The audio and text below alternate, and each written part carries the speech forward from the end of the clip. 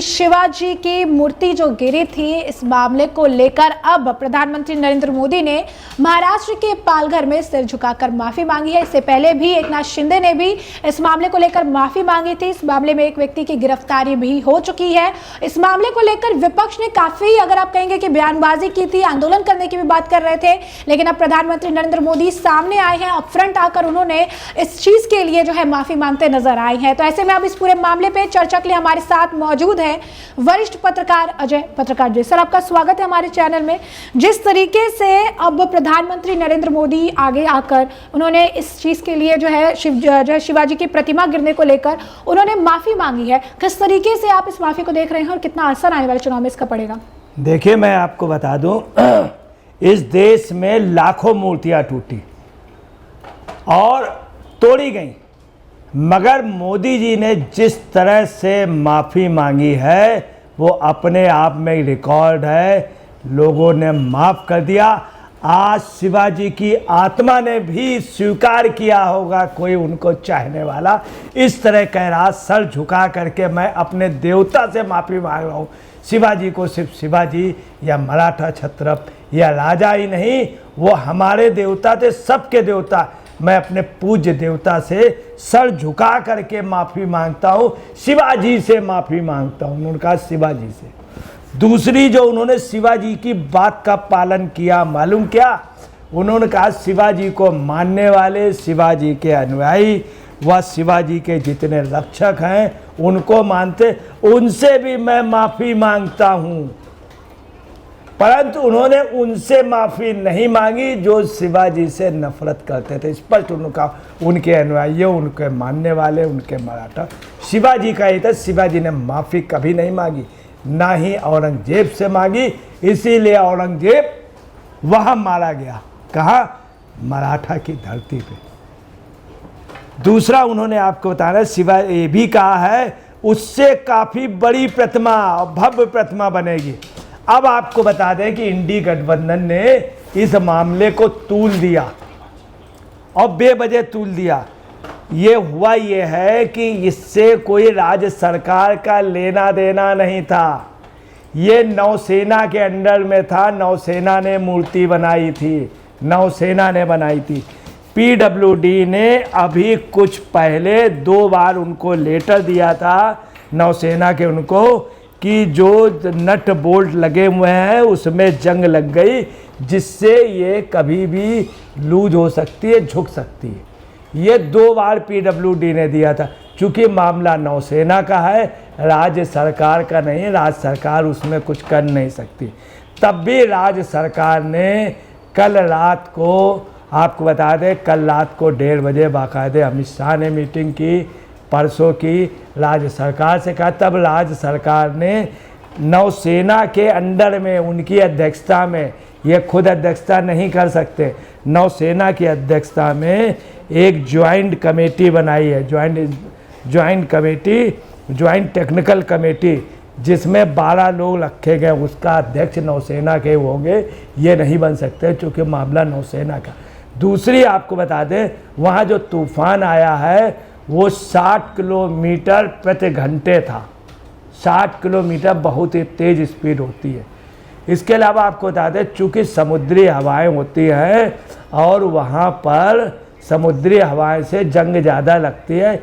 यही एक वजह है बम्बई और ये जहाँ की घटना है रायगढ़ की, वहाँ पे समुद्री हवाएं ज़्यादा होती, कारें जल्दी ख़राब हो जाती। इसीलिए पूरे हिंदुस्तान से लोग सेकेंड हैंड कार वहाँ से खरीदते हैं, क्योंकि नई कार 1-2 साल बाद लोग बेच देते हैं, जंग ज़्यादा लगती है। चौथी आपको बता दें, इसमें ये भी संभावना है कि कुछ लोग शिवाजी को नहीं चाहते हैं, शिवाजी का खुल करके विरोध करते हैं। उन लोगों ने भी इसमें धक्का धुक्की की हो। तमाम ऐसे सबूत मिल रहे हैं देश में कि नुकसान किया गया। चौथी आपको बात बता रहे हैं क्या कि अभी मोदी जी ने क्या किया है, नौसेना को बहुत मजबूत किया। 6000 टन का 2 वो बनवा रहे हैं युद्धपोत। कल एक उद्योग उसका उद्घाटन किया। चूँकि लोगों को मालूम था कि 6-7 रोज पहले 6-7 रोज बाद नौसेना का बहुत बड़ा कार्यक्रम होगा। दूसरी आपको बता रहे हैं, उससे भी अलग बात कि पाकिस्तान के इशारे पे नौसेना के कई युद्धपोत अब मुखबरी हो रही थी और 4-5 रोज से उसके छापे पड़ रहे थे। एनआईए ने कल परसों मारा, इसके पहले भी पाकिस्तान, ये भी संभावना है कि पाकिस्तान से कुछ लोगों ने मिल करके ये घटना कराई हो। एक और जो सवाल है सर, जिस तरीके से अगर आप कहेंगे कि अभी आने वाले समय में महाराष्ट्र में चुनाव होने वाले हैं, इस मामले को लेकर विपक्ष ने जमकर जो है राजनीति की, संजय राउत कह रहे थे कि आंदोलन करेंगे, शरद पवार ने भी कहा कि उन्हें पता नहीं है कि कहाँ घोटाला करना है, तरह तरह की बयानबाजी की गई। तो ऐसे में महाराष्ट्र में होने वाले चुनाव से ठीक पहले प्रधानमंत्री नरेंद्र मोदी ने जो सामने आकर माफी मांगी है, इसका असर चुनाव पर किस तरीके से आप देख रहे हैं? चुनाव पे इतना बड़ा असर होगा, जिस तरह मोदी जी ने कहा कि हम अपने देवता, राजा नहीं, एक मराठा छत्र नहीं, शिवाजी जो थे देवता थे, हमारे पूज्य देवता थे, मैं उनसे सर झुका करके माफ़ी मांगता हूँ, उससे बड़ी मूर्ति बनाऊंगा। अब आप समझ लीजिए, शरद पवार और राउत को इस बात की माफ़ी मांगनी चाहिए, वो राज्य सरकार ने बनाई ही नहीं थी, बल्कि इनकी सरकार ने रोड़े अटकाए थे। इसके अलावा आपको बता रहे हैं, मोदी जी ने ये भी घोषणा की 12 लाख लोगों को रोजगार मिलेगा। उन्होंने आज घोषणा ये भी कर दी 12 लाख लोगों को।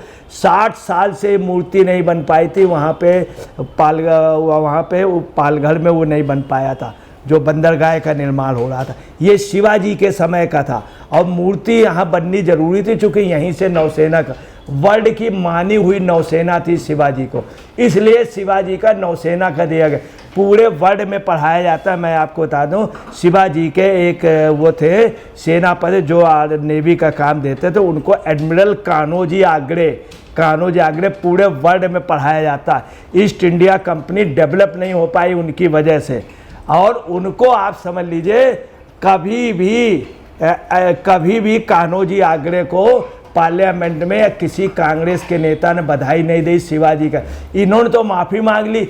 सावरकर के लिए इन्हीं राहुल गांधी ने बहुत गंदे शब्द कहे थे, और उनके लड़के ने मुकदमा भी दायर किया। इन्होंने लंदन में बोला था, इनको माफ़ी भी मांगनी चाहिए कि आज उनकी मूर्ति गिरी, तो उन्होंने इतनी बड़ी बात माफ़ी मांग ली, बड़ी मूर्ति बनाने के लिए कहा, परंतु इनको माफ़ी मांगने। और 12 लाख लोगों को रोजगार मिलेगा जो वहाँ निर्माण हो रहा है, जिस है उन्होंने बंदरगाह का, उन्होंने पालघर पे जाके घोषणा, उसी पालघर में इसी संजय राउत ने और इसी शरद पवार ने, इसी उद्धव ठाकरे ने दंडी स्वामियों को मार डाला था, बेवजह मार डाला था। इनको माफ़ी मांग लेनी चाहिए। अब कायदे से सोनिया जी को, राहुल से कहना चाहिए कि सावरकर में माफ़ी मांग लो। ये तो मूर्ति लगवा करके दे रहे हैं, जिस तरह उन्होंने देवता माना।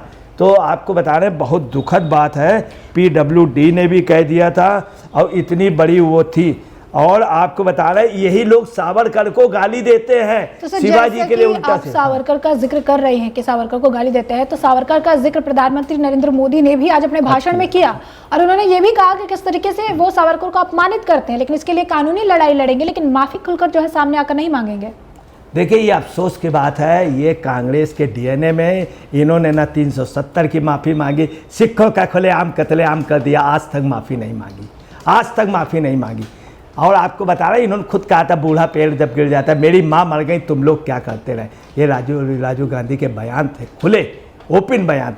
तो जो भी इन्होंने माफ़ी नहीं मांगी। इसके अलावा आपको बतला दें कि कांग्रेस इसके लिए विरोध प्रदर्शन, कांग्रेस शिवाजी का खुल के विरोध करती है, सावरकर का खुल करके विरोध करती है। अब मूर्ति की बात कर रहे हैं, अगर इनके हिम्मत हो तो कहें मूर्ति लगाएंगे। उन्हीं का एक समुदाय कह रहा मूर्ति नहीं लगेगी।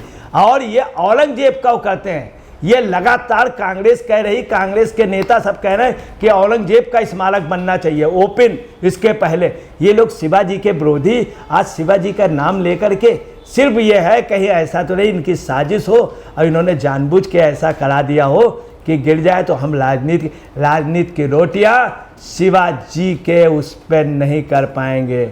शिवाजी की आज आत्मा वास्तव में कह रही होगी कोई निकला है। और आपको बता रहे हैं कि शिवाजी नौसेना के उठे, उसका इन्होंने ध्यान रखा। ये जो मूर्ति गिर गई ये वास्तव में एक दुखद है, मगर उससे ना राज्य सरकार का मतलब है, ना मोदी का सरकार मतलब, ना ही बीजेपी का मतलब। PWD ने पहले कहा था ये नौसेना के अंडर में थी, 60 साल से जो परियोजनाएं थी उन्हें इन्होंने पूरी की। दूसरी आपको बता रहे हैं, अफसोस की बात यह है कि कांग्रेस के किस नेता ने शिवाजी, महाराणा प्रताप, नेता सुभाष चंद्र बोस की कितनी मूर्तियां बनवाई, भगत सिंह की, चंद्रशेखर आजाद की कितनी, इन्होंने गांधी जी की मूर्तियां बनाई। जगह जगह आप सुन लिए, राजीव गांधी की मूर्तियां हैं, इंदिरा गांधी की मूर्तियां हैं, नेहरू जी की मूर्तियां, हर जगह नेहरू एरिया है, नेहरू बाग है, कहीं नेहरू नगर है, कहीं कुछ, मगर शिवाजी के नाम से कितने बनाए। आपको बता रहे हैं, इन्होंने चूंकि अगर एक मूर्ति गिर गई तो ये कल राजनीति पे इसका बहुत बड़ा असर जाएगा। वो मराठा समाज के नेता नहीं थे, पूरे देश के थे। याद रखिएगा, दिल्ली में भी शिवाजी ने राज्य किया है और शिवाजी ने सब जगह, और यही नहीं, हिंदुस्तान से बाहर भी उनकी आर्मी गई है और अंग्रेज़ों ने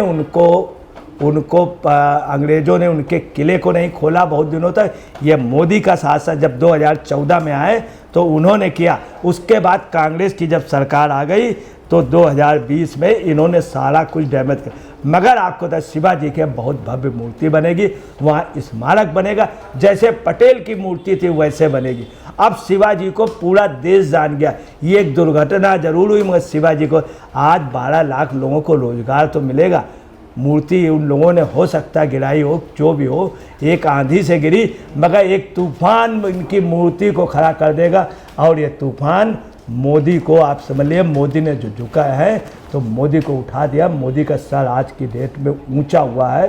तो जैसा कि आपने अजय पत्रकार जी को सुना, उन्होंने साफ तौर पर कहा है कि प्रधानमंत्री नरेंद्र मोदी ने जो आगे आकर इस मामले को लेकर सिर झुकाकर माफी मांगी है, इसकी लोग जो है सराहना कर रहे हैं और कह रहे हैं कि इस तरीके से प्रधानमंत्री द्वारा एक बड़ा स्टेप लिया गया, ये जानते हुए कि छत्रपति शिवाजी महाराज जो है महाराष्ट्र के लोगों के लिए बहुत बड़ा एक सेंटिमेंट है, और ऐसे में अगर किसी भी कारणवश वो मूर्ति टूटी है तो इसके लिए जो है जवाबदेही बनती है। और उन्होंने जो है सिर झुकाकर माफी भी जो आम जनता है, जो लोग भी उन्हें मानते हो, उन सभी से मांगी है। तो ऐसे में आपने चर्चा पूरी सुनी है, इस पर आपकी जो है कमेंट सेक्शन में कमेंट करके जरूर से जरूर साझा करिएगा। धन्यवाद।